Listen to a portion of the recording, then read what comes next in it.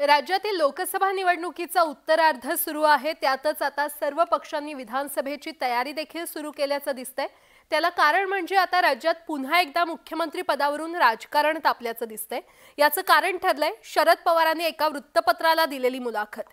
या मुलाखतीत पवारांनी 2004च्या मुख्यमंत्री पदावरून अजित पवारांसह छगन भुजबळ यांना चिमटे काढल्याचं दिसतंय। पाहूयात। पवारांचं धोरण 20 वर्षांनी तापवलं राजकारण। अजित पवारांना नौखे म्हणत चिमटा। छगन भुजबळांमुळे पक्षफुटीची धास्ती।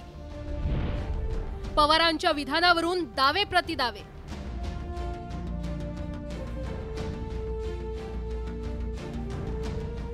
राज्यातील लोकसभा निवडणुकीचा उत्तरार्ध सुरू आहे। त्यातच आता सर्व पक्षांनी विधानसभेची तयारी देखील सुरू केल्याचं दिसतंय। त्याला कारण म्हणजे आता राज्यात पुन्हा एकदा मुख्यमंत्री पदावरून राजकारण तापल्याचं दिसतंय। याचं कारण ठरलंय शरद पवारांनी एका वृत्तपत्राला दिलेली मुलाखत। या मुलाखतीत पवारांनी 2004च्या मुख्यमंत्री पदावरून अजित पवारांसह छगन भुजबळांना चिमटे काढल्याचं दिसतंय। 2004 मध्ये मुख्यमंत्री पदाबाबत निर्णय फार विचारपूर्वक घेण्यात आला होता। तेव्हा अजित पवार यांच्याकडे मुख्यमंत्रीपद सोपवण्याचा प्रश्न नव्हता, कारण ते फारच नौखे होते। मुख्यमंत्री पदासाठी कोणी योग्य नेता आमच्याकडे नव्हता।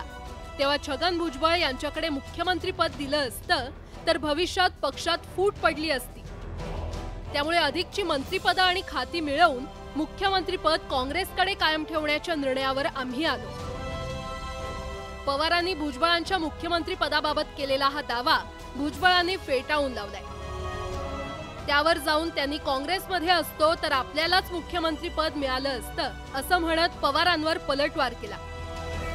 तर पक्ष फुटला नसता आणि काँग्रेस म्हणजे आम्ही त्यावेळेस काँग्रेसमध्ये होतो, पवार साहेबांना आम्ही सगळे, तर माझी खात्री आहे 100% मुख्यमंत्री मी झालो असतो। तो त्यांनी मला उपमुख्यमंत्री पद दिलं एक दोन वेळा, पण ते पक्ष वगैरे काही फुटला नाही त्याचा आणि तो फुटायचा झाला तो त्यावेळेला आता तो अजित पवारांच्या नेतृत्वाखाली नंतर पक्ष फुटला। अजित पवारांचे पाठीराखे असलेले आमदार अमोल मिटकरींनी देखील पवारांच्या अजित पवार नौखे विधानावर प्रत्युत्तर दिलंय। अजितदादा याच्यात नौखे होते असं जर साहेब म्हणतायत। 38व्या वर्षी साहेब महाराष्ट्राचे मुख्यमंत्री झाले आणि महाविकास आघाडीच्या काळामध्ये कुठल्याही सभागृहाचा अभ्यास नसलेले उद्धव बाळासाहेब ठाकरे हे महाराष्ट्राला मुख्यमंत्री कोणी दिले? महाविकास आघाडीचे शिल्पकार कोण आहेत? आदरणीय साहेबांनीच उद्धव साहेबांना पुढे केलं। मग उद्धव साहेबांना कोणता अनुभव होता? शरद पवार आणि अजित पवारांच्या राष्ट्रवादीतील हा कलगीतुरा रंगला असतानाच काँग्रेसनं मात्र या जुन्या वादात नव्यानं सहभाग घेण्याचं टाळल्याचं दिसतं। काय त्यांच्या चर्चा होतात, काय आतलं काढतात, काय बाहेरचं ठेवतात, त्याच्यामध्ये काँग्रेसला पडायचं नाही। काँग्रेसची भूमिका एकदम स्पष्ट आहे की जे काही आमचे मित्रपक्ष आहेत त्यांना सोबत घेऊन चालून महाराष्ट्रातून भाजपसारख्या तानाशाह अत्याचारी व्यवस्थेला सत्तेतून बाहेर काढणं हाच काँग्रेसचा मूळ उद्देश होता।